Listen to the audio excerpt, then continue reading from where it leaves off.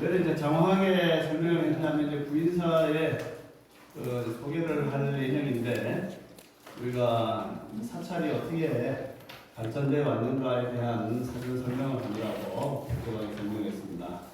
그래서 이제 인도에 처음으로 절이 만들어진 것이 빈비사라왕이 시주를 하신 중림정산대 이쪽이 이제 비하라라 해서 개인 방들이 이렇게 쭉 있는 집들이에요. 그것을 한자로 번역하면 정사랍니다. 정사.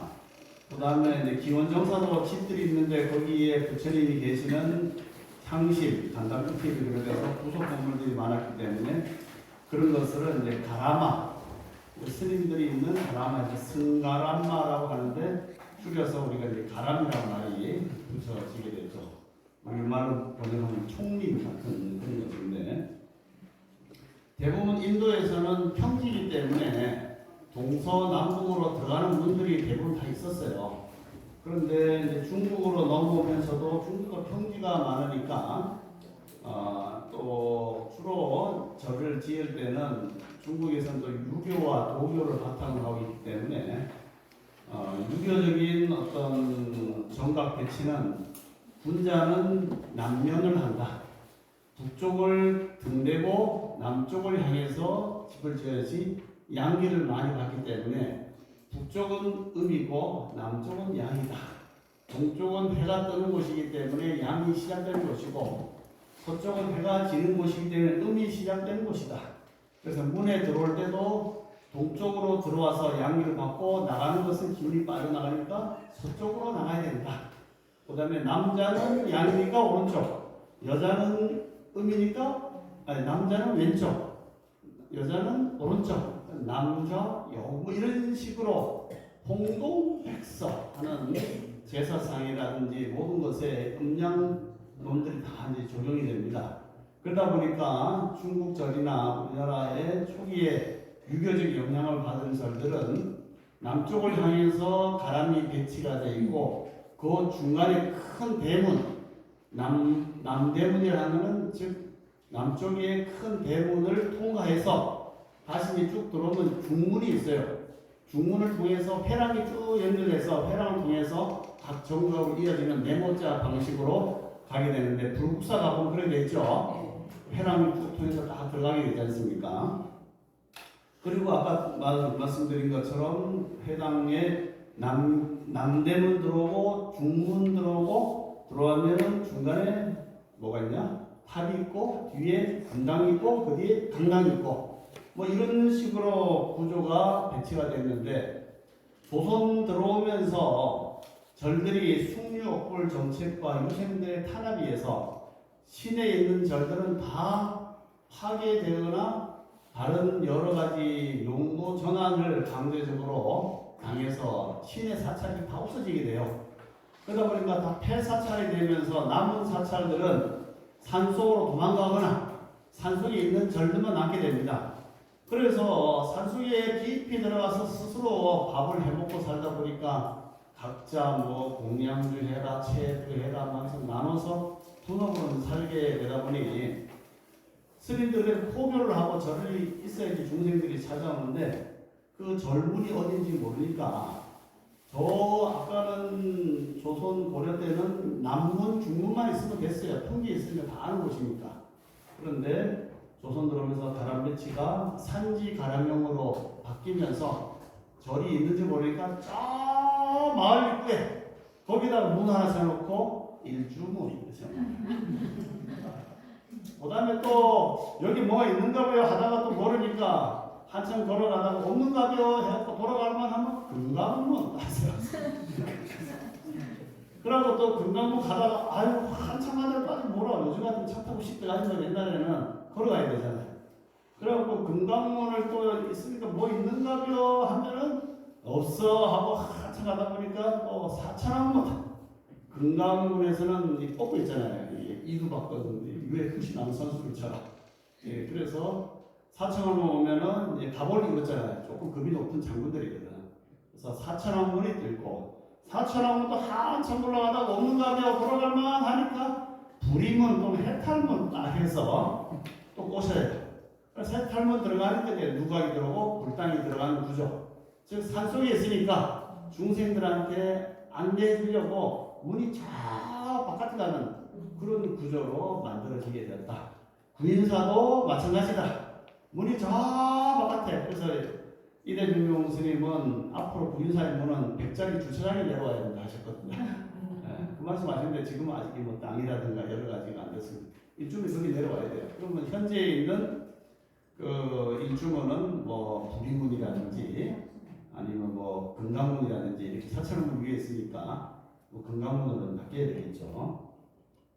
그래서 아까 뭐 잠깐 얘기하다 말았는데 그 구인사의 그 뭡니까 이대중종 스님 산소를 이제 모신 것은 요 빨리 좀 지나가지만 오대산 정멸공을 제가 또 캡처해 왔어요. 밑에 물전사가 있죠. 남대 기장함이 있습니다.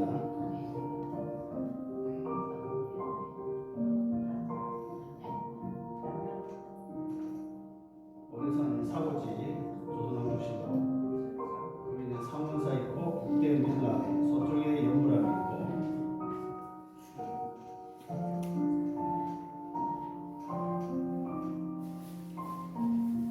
여기가 정멸공이거든요.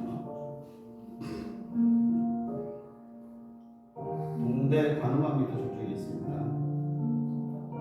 여기는 오대산 비로공이고 여기서 이렇게 쭉 내려왔죠. 이렇게 잘 보시면은 구인사하고 비슷하죠.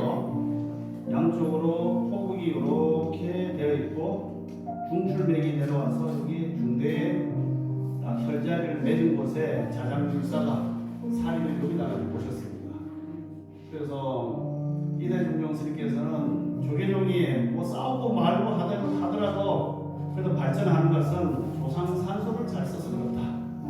조상산소를 통도서 쓰고 뭐 공자함도 쓰고 했는데 오대산 중대 여기다가 부처님의 진신살이 산소 아닙니까 이게 거기다가 요소를 잘 써서 그 발도 받아서 지금까지 한국 불교가 퍼져나가고 있는데 구인사에 있는 정글공이 여기는 뒤에 가락이 넓지 않은데 908은 큰 가락으로 내려오기 때문에 더 크게 발전할 것이다 이런 말씀을 하셨습니다. 그래서 구인사 정각을 이렇게 쭉 보시면은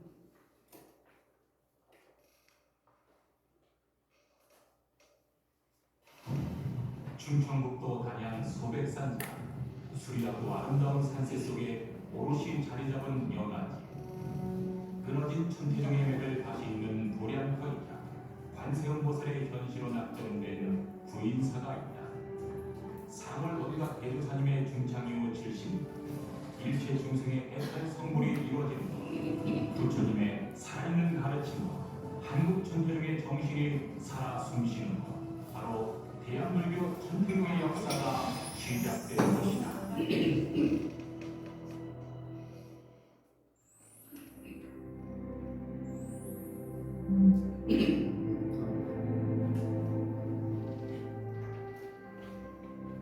신심으로 기도하는 모든 중생이 부처가 되게 한다는 회상귀 영원 불면의 부처님의 깨달음을 담은 기본 법전 법화경 천태종 사상의 뿌리입니다. 천태종은 594년 중국의 천태지자에서로부터 시작되었다. 천태종이 국내에 전해진 것은 고려 숙종 의천에서로부터이다.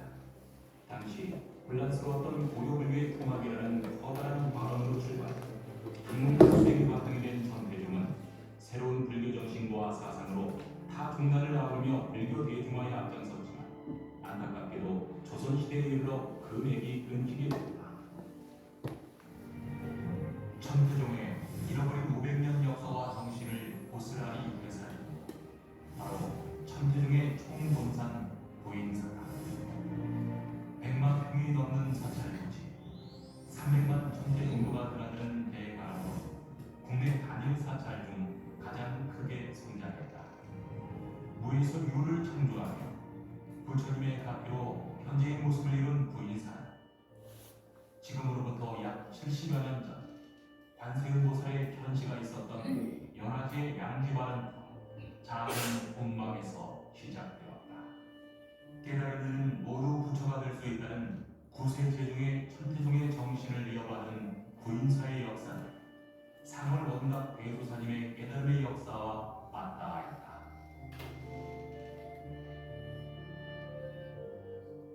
강원도 삼척 노곡면에서 태어난 상월 원각 대조사님의 어린 시절은 남달랐다.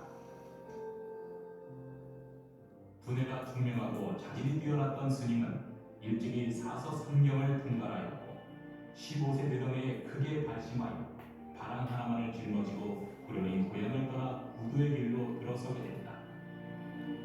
상월 원각 대조사님은 강원도 삼척의 상태산으로 들어가 낮밤을 잊은 채 용맹정진을 통해 관세음보살의 영험을 얻는다.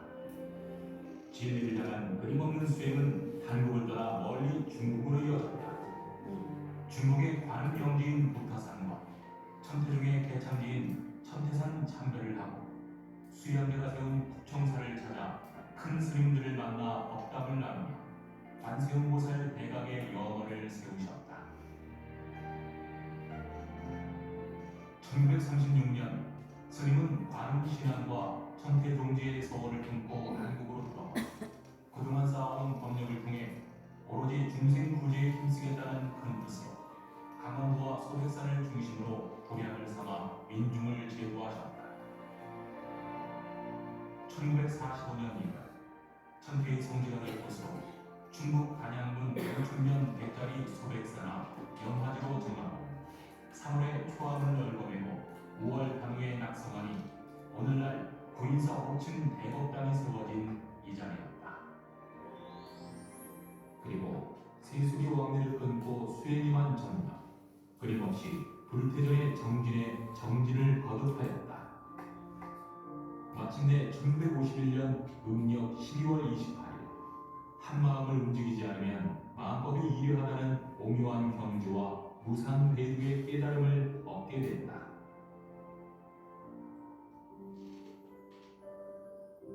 스스로 칡덩굴을 넓어 산간 초암을 짓고 뼈를 깎는 정진 끝에 거대한 도를 성취하신 상월 원각 대조사님의 원력, 미묘한 법력과 가르침을 쫓는 수많은 제자와 중생을 소백산 자락으로 운집하게 하였다.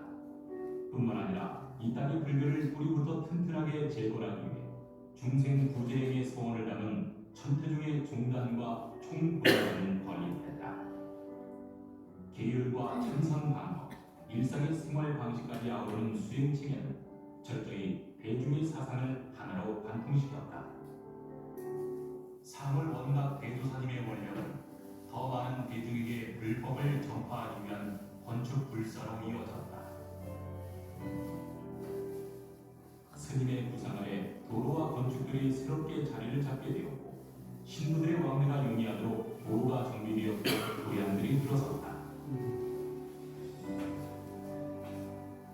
상월 원각 대조사님이 마련한 깃들을 이어받아 천태중의 비약적인 발전과 중생교화에 전력하신 분은 한국 불교의 큰 선지식인 이대종정 남대충 대종사입니다.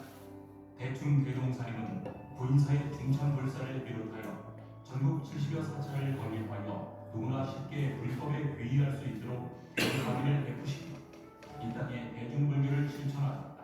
국가에서도 그 공로와 고귀한 위위를 인정하여 1980년 4월, 1987년 11월에 공로상을 수여하였다. 이후 법품을 이어받으신 김도영 대종사님이 3대 종정으로 추대되었고 종단의 명실상부한 법주로서 천태종의 역사가 이어지고 있다. 이러한 법맥을 이어받은 천태종의 스님들은 3대 지표인 애국불교, 생활불교, 대중불교를 실천하며 맡은 바 소임과 정진에 힘쓰고 있다. 천태종은 타 종단과 달리 비구 스님과 비구니 스님의 소임이 나누어져 있다. 비구 스님들은 주로 중론의 행정업무, 지역 말사 관리, 의식 집전 등의 소임을 보며 비구니 스님들은 부인서와 말사의 기도실 담당, 유치원, 어린이, 학생의 후배 등의 소임과 국내 사찰에서는 유일하게 대중공양을 직접 지어서 신도들의 수행을 돕고 있으며 그 밖의 사내 대중물력은 함께 동참하며 역할 분담을 충실히 하고 있다.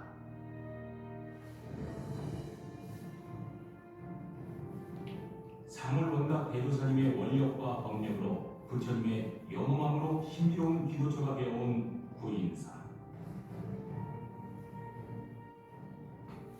대한민국 천태종의 총본산이다. 우리나라 최대의 관음 영험 사찰로 자리매김한 구인사. 누구든 소원을 빌면 소원이 잘 이루어지는 업조 창생 구제 중생의 구인사는 신비로운 산세 속 대승 연기로서의 명보를 쌓아가며 대한민국 천태종의 역사를 오롯이 의미를 보며 비구니 스님들은 구인사와 말사의 인력과 법력으로 부처님의 영험함으로 신비로운 기도처가 되어온 구인사. 대한불교 천태종의 총본산이다. 우리나라 최대의 관음 영험 사찰로 자리매김한 구인사.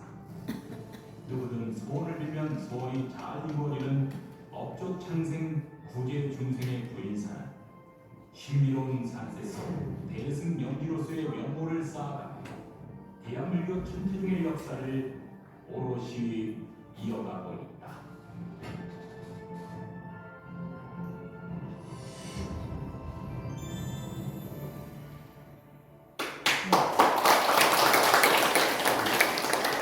너무 잘 만들었다. 제가 만든 건 아니고 공식 알려진 겁니다. 그래서 이제 저 밑에 주차장에서 보자면은 여기 불교 중앙 전태 중앙 박물관이 있습니다. 그래서 여기에 여러 가지 보물들이 많이 있고 수장고에 있어서 순환 전시가 이루어지고 있으니까 시간 나시는 분들은 한 번씩 보시기를 바라겠습니다. 불교 전태 중앙 박물관. 저도 얼마 전까지 관장을 하다가 얼마 못 가고 바뀌었어요.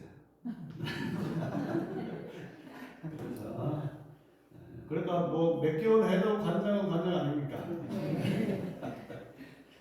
여기는 옛날에 수의실로 썼는데 지금은 뭐 관리를 안 하고 있고요. 주차장 여기 백천 주유소가 있습니다. 여기 기름값이 좀 비싸지만은 기름질은 좋다고 소문이 나 있습니다. 실제로 넣어보면은 딴 데보다 같은 키로수보다 한 100km 이상 더 가더라고요. 이것저것 많이 안 타고 재생 휘발유는 경유를 안 쓴다고 합니다. 여기서 안대판이 있고 여기 여러 가지 가람 배치가 쭉 되어 있습니다. 밑에서 버스 타는 대기실이 있고요. 하행은 안 됩니다. 왜냐하면 택시 기사들이 우리도 말이지 좀 먹고 살자 항의가 많이 들어와서 하행은 안 되고 너는 상행선 나는 하행선 이렇게 해서 하행선 놓고 그렇지 올라가는 것만입니다. 여러 가지 건물들이 쭉 있고 조금 더 올라가면은 동문당이라는 건물이 있는데 시외버스 터미널이 있고 전 세계 어디든지 여기서 타면 다 갈 수 있습니다. 그래서 단양, 영월, 제천, 서울 가게 됩니다. 그 다음에 이게 다들 아주 의아하게 생각하는 게 무슨 우편 치료소가 이게 있느냐? 근데 워낙 뭐 우편물들이 많이 왔다 갔다 하기 때문에 개인 중간에서 신청해서 하고 있습니다. 동문당 들어온 입구에 동쪽에 있는 이대종종 스님은 문자를 많이 좋아하셨어요.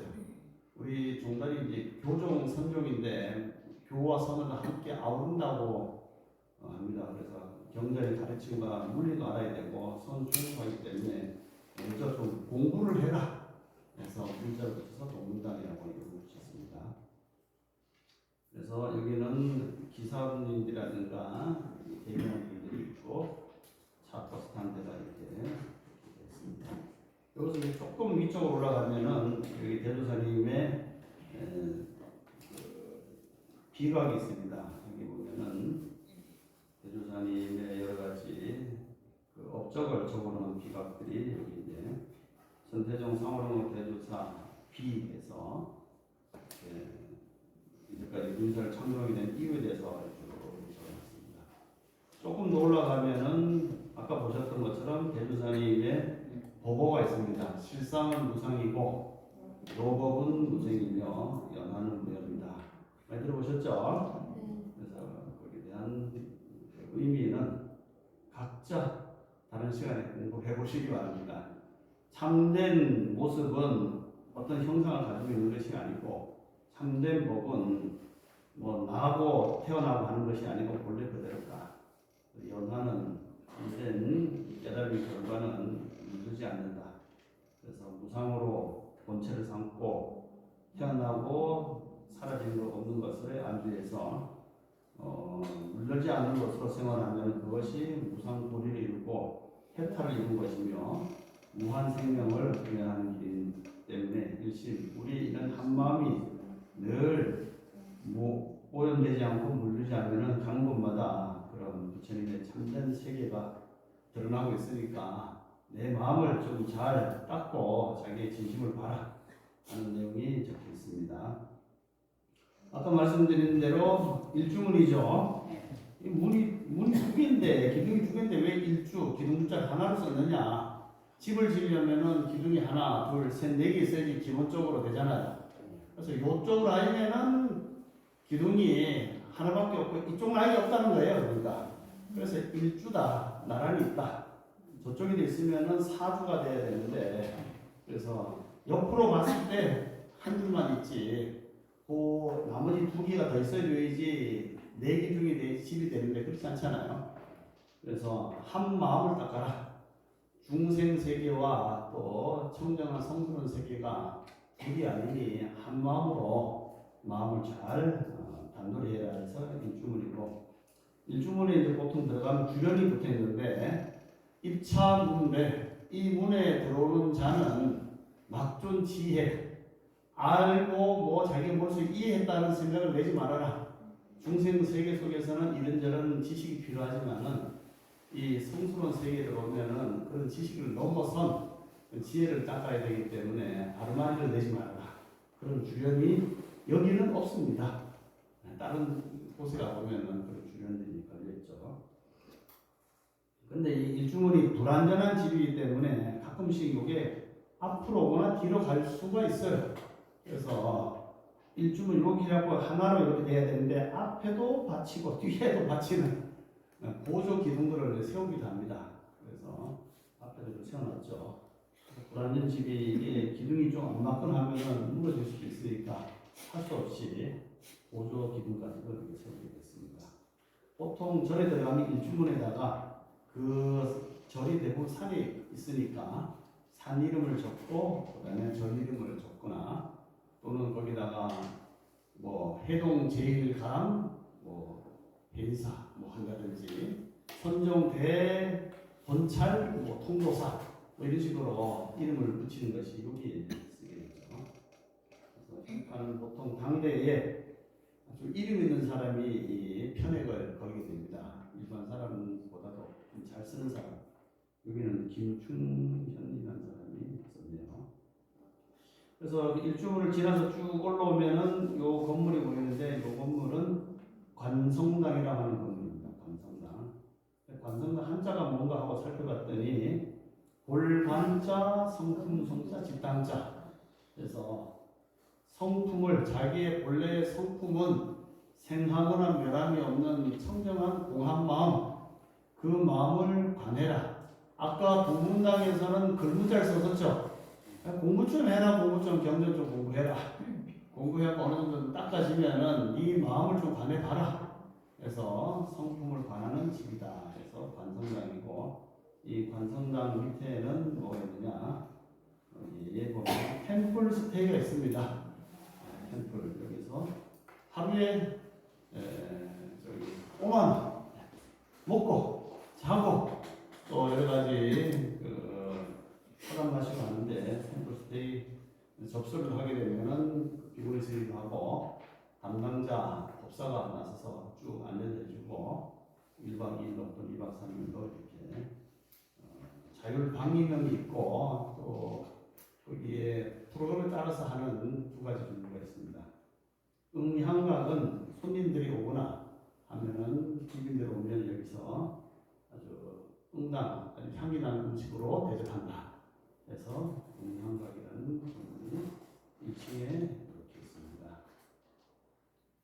템플스테이 주변관이 여기 보면은 2층, 3층, 4층까지는 다 여기는 응향각이고 여기 방사가 화장실도 있고 아주 깔끔하게 잘 돼 있어요. 그래서 뭐 생활하시다가 스트레스 받고 골치 아프면은 다 놓아버리고 템플스테이 가서 자율 방위병으로 신청해서 주는 밥 먹고 앉아서 좀 이 삼배에 들어서 나는 누구인가, 나는 뭐 때문에 이렇게 화가 많이 치솟는가 하면서 자기를 돌아보는 시간을 갖기에는 딱 좋은 곳이니까 한 번씩 오시기 바랍니다. 그리고 그 맞은편에 보면은 천태종 지자대사 1400주년 천태종 지자대사 열반 1400주년 기념 행사를 중국 국청사에서도 했고 또 구인사에서도 했고 일본에서도 따로 했습니다. 그래서 삼국이 우리 구인사 행사를 할 때 요 파티를 세웠습니다. 천태종 남북통일 여기 불기 2541년 10일날 이렇게 세운 걸로 되어 있습니다. 그래서 각각의 비에 보면은 천태종 6월 10일날에 신사를 아까 그 영상에서 지저대사 보셨죠? 그런 우리 올라가시고 여기 각각의 중국에서는 광명변조 여대천 광명이 두루 비춰주는데 삼천대처에 대천세계에 두루 비친다라는 그런 기가 적혀져 있고 그다음에 우리 여기 중국 가명광장이 돌아가셨는데 요 가명광장 스님 계실 때 국청사 대웅전 뒤쪽 왼쪽에 삼구 우리나라의 의천대각국사 상월 대조사님 또 천태지자대사 세 분의 존상을 모셨습니다. 근데 그거를 사실 한국은 중국 사람들 생각에는 좀 이렇게 내려보잖아요. 자기 옛날 조공도 바치는 나라고 그런 나라인데 자기 천태종의 본당에 그 계산한 국청사가 본당인데 국청 강사의 제일 센터에 있는 대웅전 바로 뒤 옆에다가 천태 조사 기념당을 거기다 건립을 한다고 하니까 국청사 대중들이 엄청 반대했겠죠.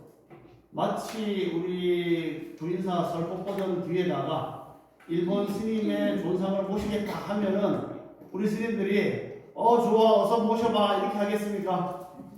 뭔 소리 합니까? 지금 왜 일본 스님이 여기 모십니까? 하고 그런 말 나오겠죠.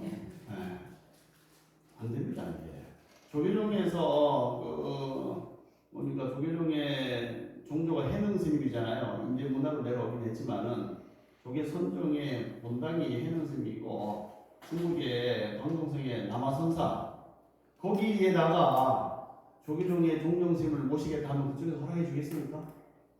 택도 없는 스님이 말도 안 되는 얘기야 이게. 실제로 거기 가보면은 해능 스님의 존상이 모셔져 있어요. 하나가 피어서 6군데로 갈라진다고 이렇게 하는 그런 글귀도 봤는데 말도 안 되는 얘기예요. 그런데 가명광장과 그 당시에 중국 당서열 공산당 당서열 6기 조박초 선생이 아주 절실한 불교 신자였거든요. 그래서 가명광장의 파워와 그러니까 조박초 박사의 파워와 가명광장님의 허락에 의해서 거기다가 조사 기념당을 세우게 돼서 중간에는 천태지자대사, 왼쪽에는 의천국사, 오른쪽에는 우리가 봤을 쪽이죠. 상월 대조사님의 존상을 새겨서 여기서 한 번씩 중국 국청사에 참배를 가게 됩니다. 그래서 참배를 가면은 거기에 조사스님 모셔져 있고 또 의천국사도 모셔져 있으니까 공양물도 올리고 하는데 거기 담당하는 지객스님, 부전스님을 잘 보여야 돼요. 그래서 그 스님한테 용돈을 한 몇백 달러 주고 와야 돼요. 왜? 그 스님이 청소하고 공양물 올리고 청소 올리니까 그 스님한테 잘 먹고 있면은 물을 다 폐유시켜놓고 청소를 안 해요. 공양물도 안 올리고. 그래갖고 그 담당 스님한테 용돈 다 주고 와야 됩니다. 여러분들 말하시면 우리 한국 스님 두 분이 오셔야 된다니까. 그래서 이제 그리고 그때 굉장히 이제 이 조사 기념장을 건립한다 하니까 이 감영 방장 주지 스님 밑에 윤관 스님이가 있었는데 뭐 중국에서는 문화대혁명 때문에 한 17년간은 그게 없었어요. 10년간은 스님들이 아예 이제 출가를 못했어요. 그러다가 풀리면서 들어온 스님이 윤관 스님인데 상자로 들어왔는데 이 스님이 왜 우리 절에다가 정말 한국에 있는 많은 스님들을 모시냐고 시시더라고. 감영공장이 너 딴 데 가 있어요 하고 타지로 그냥 송출시켜버리고 배송시켜버리고 못 들어오게 했는데 그 스님이 지금 감영스님이 돌아가시고 방장이 됐어요. 그럼 어떻게 됩니까? 관계가 상당히 껄끄러울 것 같잖아요. 그런데 이 스님도 인생을 좀 살다 보니 세상이 그런 게 아니구나. 그래서 지금은 사이좋게 아주 잘 지내고 우리 한국 스님들이 가면은 너무나 반갑게 해주고 한국 순례대에 가면은 차도 대접해주고 맛있는 것도 많이 주고 그렇게 잘 했습니다. 여러분도 시간 되시면은 한번 구청사에 꼭 참여하시기 바라겠습니다.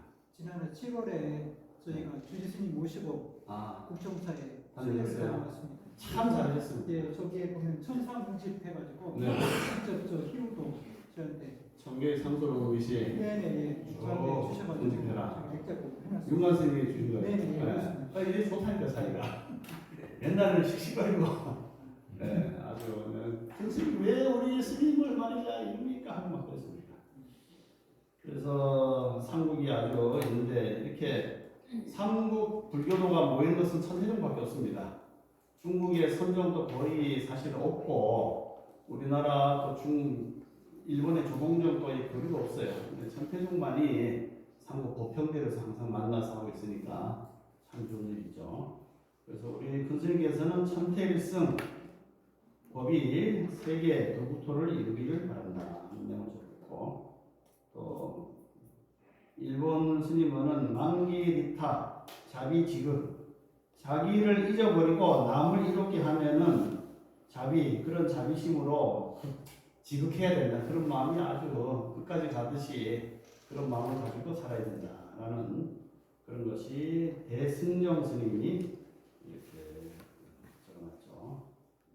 그걸 지나게 되면은 드디어 갑옷으로 무장한 사천왕님이 이제 등장합니다. 그래서 보통 천왕문 또는 사천왕문 하는데 이 천왕은 수미산의 중턱에서 마구니들을 사악한 자들이 이 도리천에 올라오지 못하도록 하고 또 불법을 이 천왕들이 비했기 때문에 불법의 도량에 나쁜 귀신들이 못 들어오도록 막아주는 역할을 한다. 그래서 이제 들어가 보면은 여기 칼을 든 분이 있고 이게 비파를 든 분이 있고 여기에 용과 용을 든 분이 있고 여기에 탑을 든 분이 있죠. 삼지창하고. 그래서 여기 이제 조선 시대하고 신라 시대하고 진물이 틀려요. 달라요. 그래서 요 칼을 들고 있는 양식은 신라 시대 때 사천왕은 여기 이제 동쪽이죠. 여기 봤을 때 동쪽이고 동쪽 위에는 북쪽이고 여기는 동쪽이 반대는 서쪽이죠. 서쪽과 남쪽과 서쪽이 됩니다. 동남 서북 이렇게 사이클이 들어가죠. 이제 동쪽, 남쪽, 서쪽, 북쪽인데 요 동쪽에 칼을 들고 있는 진물은 즉 신라 시대 때는 이렇게 들고 있었어요. 근데 조선 들어오면서 한 칸씩 밀립니다. 조선 들어오면 여기 비파를 들고 있죠. 북방 비삼천왕이 비파가 이 자리에 와요. 그래서 들고 있는 짐을 들고 있는 이 물건이 조선시대 오면은 비파가 동방지구천왕이 들고 있고 남방은 여기 하나 밀려갖고 이 사악한 자를 쳐내는 취모공 같은 칼을 여기 남방이 가지고 있고 서방은 여기 들면 용을 서쪽에 가고 서쪽에 들고 있는 여기 탑이죠. 여기 탑 그리고 옹호하는 탑이 북쪽으로 가는데 이 양식은 조선시대고 지금 여기 있는 것은 신라시대 양식이다. 아시겠죠? 가보 나중에 한번 자세히 보면은 동방지국천왕이 칼을 들고 있느냐 비파를 들고 있느냐 따라서 약간 다르다. 그래서 여기는 보검을 들고 있으니까 이것은 신라시대 양식이구나. 그 다음에 광목천왕은 뭘 들겠다? 서쪽 이건 서쪽이죠. 남쪽은 들어오면은 남쪽은 뭐가 자라나니까 증장천왕이 되겠죠. 요거 이렇게 잡고 여기서 여의주 들고 있고 북쪽은 비사문천왕, 다문천왕으로서 왼손에 피파를 잡고 줄을 튕기면서 세상의 바른 법을 펼치겠다. 사천왕이 있고 칼을 들고 있는 진물, 진천왕. 수미산은 황금 타에 살고 있고 또 칼을 들면서 상과 벌을 준다. 그 다음에 용을 들면서 이제 남방 중장천왕 덕을 베푼다. 그 다음에 서방 광목천왕은 눈을 부릅뜨고 있다 해서 삼지창을 들고 까물지 마라. 그 다음에 북방 비사문천왕은 비파를 들면서 설법을 하는 것이다. 그래서 이것도 오행이 적용되면 동쪽은 오행상으로 파란색이잖아요. 동방도 화이 목이니까 조금 더 자세히 표현하면 지국천왕은 얼굴 색깔이 파란색. 그다음에 남방 증장천왕은 얼굴 색깔이 남쪽은 화니까 불이잖아요. 빨간색. 서방은 금이니까 흰색. 북방은 검은색, 수니까 검은색. 이렇게 얼굴 색깔을 또 표현하기도 하는데 무시하기도 합니다. 약간 차이가 있죠, 이렇게. 그래서 이걸 통해서 올라가 보면은 거꾸로 보면은 이게 관성당이 되겠고 반대로 돌아보면은 의사의 정각들이 이제 본격적으로 펼쳐지게 됩니다. 이게 산지 가름이기 때문에 경사가 심해요. 그래서 군사의 스님들이나 친구들이 젊었을 때는 좋은데 나이 들면 올라가니라고 하고 해서 이대 근생 계실 때 요 옆으로 모노레일 아는 안이 나왔어요. 그걸 하라고 하셨거든요. 별로 뭐 산이 지장 없으니까 모노레일 쭉 깔아서 저까지 쭉 올라가는 거를 해서 타당성 검토까지 했습니다. 근데 아직 진행이 왜 안 되는지 모르겠어요. 그래서 저 밑에 버스 주차장부터 옆으로 해갖고 모노레일 우리 뭐 관광지 가고 그런 게 있잖아요. 모노레일 쭉 그렇게 앞으로는 관광객이 많이 원하시는 분들 하면 그래야 될 것 같습니다. 그리고 이쪽에 옛날 보일러실이었는데 지금 도서관으로 바뀌어서 책이 뭐 그리 많이는 없습니다. 그래도 굳이 공부하려면 한번 들어가 보겠어요. 좀 있어야 돼요. 책들이 좀 이렇게 전시가 되겠습니다. 개관 시간이 이렇게 있으니까 뭐 안 가실 거니까 안 가도 되겠죠. 다 알아요. 여기는 뭐 갈만합니다. 백명품장은 염주나 뭐 그런 것 좀 없나 하고 근데 생각보다 비싸요. 그래서 고시한다는 마음으로 여기에 들어가면은 동지 스님이라는 스님이 있는데 웃음기가 없어요. 나도 잘 안 갑니다. 무서워서 잘 안 가요. 이래서 동지라고 해서 이제 동지 섰다 아주 추운 때라서 그런지 거의 웃는 날이 없는데 가끔씩 내가 뭘 사고 잔돈 안 받는다 하면은 그때 웃으시더라고요. 아이고 안 받아도 되겠어요. 아이고 그냥 뭐 다른 사람이 싫어하고 그때 웃으시더라고요. 여러분도 보시한다는 마음으로 잔돈 안 받으면 웃음을 보실 수가 있을 수도 있습니다. 장담을 할 수 없어요. 요 긴 건물은 올라가면서 오른쪽편에 길장자 문의자 장문당이라고 합니다. 그래서 역시 문자를 많이 쓰셔요. 공부 열심히 해라 하고 장문당이라고 여기가 이제 장문당입니다. 장문당 같은 붙어 있는데 기와가 다르니까 다르게 이름 붙여서 장문실 또는 장문당. 여기에는 보시다시피 인광당이라고 되어 있죠. 인광당. 인자가 이게 경제에 보면 인자시여 이런 말이 나옵니다. 인자. 인자는 부처님을 인자라고 합니다. 그래 능인해인 삼대중 하죠.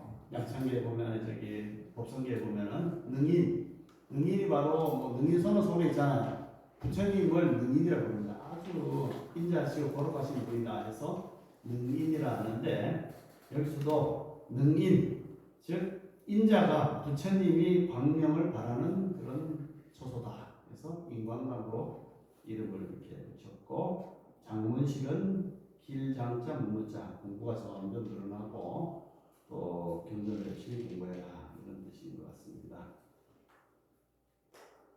그리고 이제 조금 더 올라오면은 여기가 접수실이 있죠. 그래서 부인사는 사복월 기도를 꼭 한 번 해야지 부처님의 법에 폭 아주 안긴다. 금계포란 안에 들어가서 찐 불자로서 인정을 받고 신도 카드가 등록이 되고 하기 때문에 사복월 기도를 하고 이렇게 목회장에 가기 위해서 하루에 5,000원. 그러니까 4, 3, 12 하면은 12,000원만 내면은 30년째 인상이 안 됩니다. 물가 인상률을 전혀 반영하지 않는 정말 사찰 경영에 아주 참 현실을 반영하지 않는 그런 정책을 펼치고 있습니다. 지금 또 5,000원, 앞으로도 5,000원. 네, 그래서 5,000원에 저렴한 영가로 봉사니까 한번 가보겠습니다. 접수실 요 위에 총무원, 또 위에도 총무원 사무실 회의실이 이렇게 해서 총무원 건물도 있고, 또 맞은편 아까 인광남 건물 2층에는 템플스테이 있습니다. 나를 찾아오는, 그리고 거기에는 천태 홍보관이라 해서 아까 보이는 비디오라든지 이런 것들이 이 안에서 다 전시되고 있고, 또 아까 본 비디오 여러 가지가 있는데 그런 것에서 방영을 하고 있습니다. 여기도 보면은 3D로 이렇게 된 장면이 있고, 그 맞은편에 이렇게 아트로 만든 조각도가 이렇게 걸려 있습니다. 접수실 보셨고, 여기는 접수실 안에 실내 광경입니다. 비구니 스님들이 이렇게 접수를 하고 있습니다. 그 맞은편에 감로수, 소마라고 하는 그 하늘 천신이 내려주는 간 이슬이라고 하는데, 요걸 먹으면은 늙지 않고 무병장수할 수 있다 해서 하늘의 소마를 다들 먹으려고 하는데, 부처님의 법을 그 소마에 비유해서 감로라고 하죠. 감로수 물을 먹는데, 이 물을 먹을 때는 꼭 위에서 흘러내리는 물을 받아 잡숴야 됩니다. 여기 떨어지는 물을 먹으면 안 돼요. 그런데 어디 가보면 이 큰 돌 그 항아리에다가 밑에서 물이 퐁퐁 올라오게 해놨거든요. 그렇게 만들면 안 돼요. 왜냐하면 거기에 오염될 수도 있거든. 예. 막말로 누가 독을 탈 일이 없지만 독을 탈 수도 있어요. 그러니까 물을 먹는 기본원칙이 위에서 낙하는 물을 바로 받아서 직수로 먹어야 됩니다. 정수기의 직수 아시죠? 직수. 그렇게 해서 아주 현대적 감각을 받아서 용이 3마리가, 부처님께서도 용이 난타의 왕 바란타강에 물을 뿜어갖고 그 부처의 몸을 씻겨주듯이 용이 부어주고 있습니다. 조금 더 올라가시면은 그렇고, 여기 이제 전통 총무원이 있습니다. 총무원 건물이죠. 그 다음에 옆에서 보는 곳이고, 그 다음에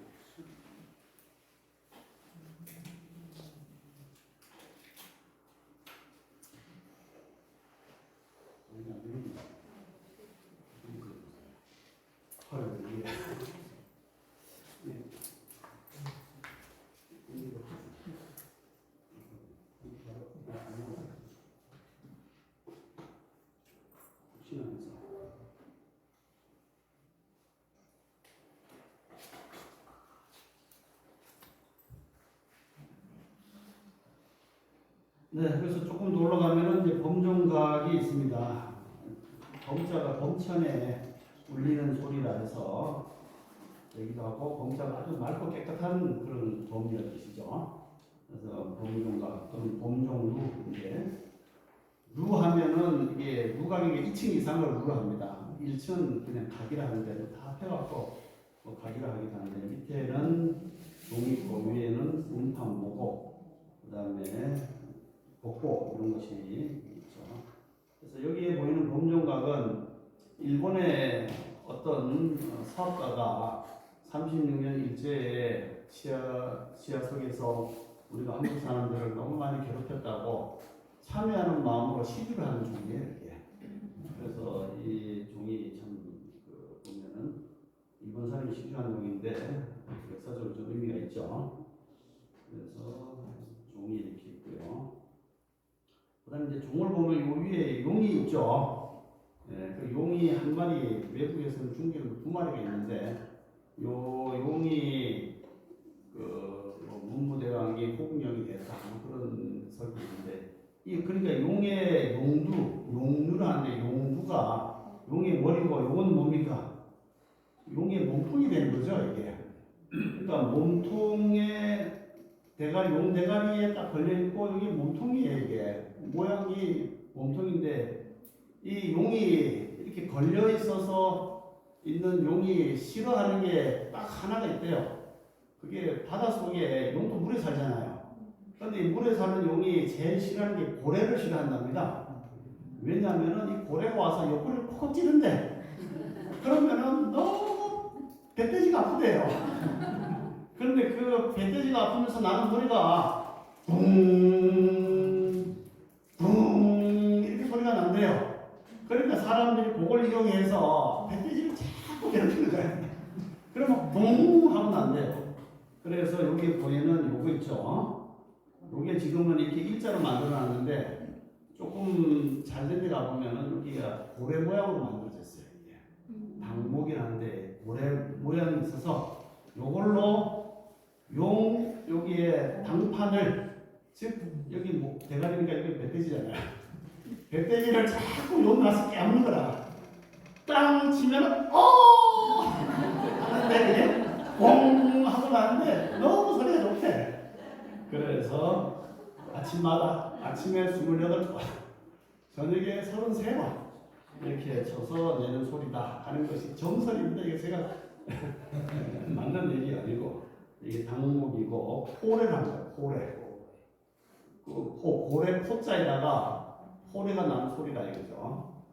그래서 포래로서 용을 쳐서 내는 소리가 바로 범정소리인데 소리가 너무 좋아서 이렇게 여기 이제 당판이라 치는 거죠. 이게. 네, 그래서 호국규원 대범정으로 됐고 범정사에서 만들었다. 그다음에 이제 복권은 범정은 이 소리가 쇳소리가 치게 되면은 저 지옥까지 내려간대요. 그래서 스님들 연불할 때도 요령을 이렇게 만들잖아요. 쇳소리를 내면은 저 멀리 중국에 있는 손들까지 다 불러드린답니다. 그래서 연불할 때도 오소청지는 땡땡땡 나무고제리 가리다리 다타디야 하면은 짠 하고 와서 오면 어디에 앉아야 되잖아요. 우리도 내 자리 하듯이 앉는 자리를 말해줘야 되는데 앉는 자리를 바로 연과 같은 위패로 종이의 윗목이는 위패로 그게 이제 모양이 집이잖아요. 집 모양에다가 만든 걸로 복권이 쏙 들어간다는 거예요. 그래서 위패를 만들고 제사 다 끝나면 가세요. 참 잊지 말고 불 태우면 집이 사라지니까 자기 동서 가야 되는 거야. 그래서 포대를 태워버리고 부를 때는 그러니까 부르는 가장 기본이 바로 땡땡땡땡이고 그래서 쇳소리는 머리까지 간다. 그래서 하고 요거는 북은 법거라고 그러죠. 소가죽, 암소가죽, 수소가죽, 일소가죽 또는 말가죽 뭐 여러 가지를 쓰는데 일소가죽이 이게 가죽이 좋대요. 그래서 이렇게 큰 복거나 말가죽으로 해서 소리를 내서 축소리를 제거한다.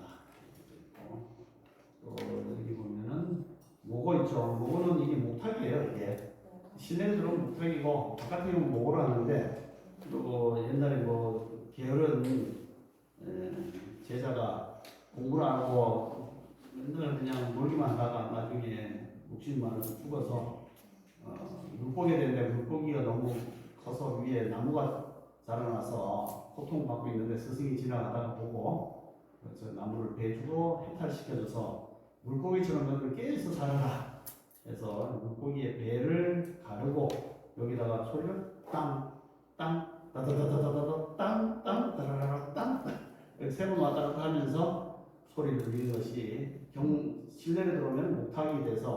못하게 구멍 뚫는 것이 아가미가 되고 뒤로 꼬리가 돼서 열심히 물리는 그런 모양으로 됐다. 그래서 속이 비어있죠.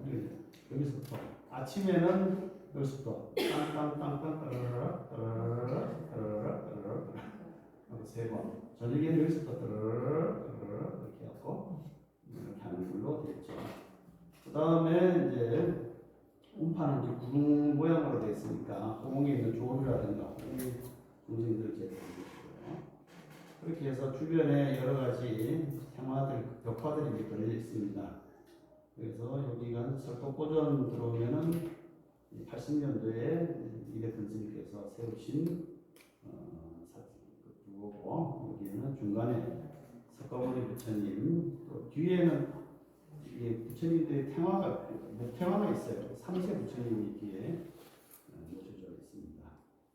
그래서 법당에 들어가서 이제 이 부처님 설법고전에 계신 부처님의 존상이 너무 상호가 좋으셔서 어느 나라나 어느 신도들을 보더라도 이 존상의 상호를 보면 정말 신심이 절로 일어나는 아주 원만상으로 잘 조성이 되어 있습니다.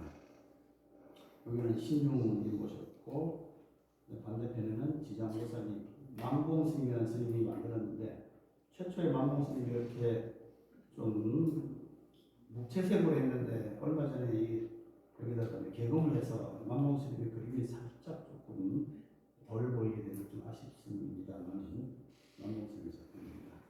그 주변에 벽화들이 이렇게 쭉 그려있고 시부도 그림도 이렇게 그려져 있죠. 그리고 이제 건너가면은 관음전이 있어서 관세음보살님이 모셔져 있고요. 그리고 여기서 이제 석법고전 그림이고, 그래서 건너가면 삼보당이라고 있습니다. 그 삼보당에서 선생님은 여러분들 나중에 가시면 칭견하는 곳입니다. 그래서 선생님께서 삼보당에 여기에 의자에다 앉으시면은 삼례를 올리시고 여러 가지 증명 교시의 말씀을 해주세요. 그리고 그 교시 하실 때 한 말씀 한 말씀에 운과 법을 담아서 주시기 때문에 옛날부터 어른님께서 그렇게 어떻게 하시오 하고 하면은 대답을 잘해야 됩니다. 네 하고 해야지 그 법이 자기한테 전달이 되고 받아들여집니다. 근데 월등하니 하고 있으면은 저도 받을 생각이 없기 때문에 왔다가 씩 빠져나간다. 그래서 증명하시면은 네 하고 합장하고 해보세요. 합장. 네 하고 큰 소리로 네 하면은 그 운과 법이 가서 가족과 그 법을 받을 수가 있다 해서 이래 교수님 계실 때도 남김없이 받으거라 하면은 네 이렇게 하면은 주는 자와 받는 자가 기별 백회가 다 합했기 때문에 실제로 받아지는 겁니다. 마음에서도 서로 받아지는 거죠. 대조사님과 이대 교수님의 진영이 존성이 모셔져 있다.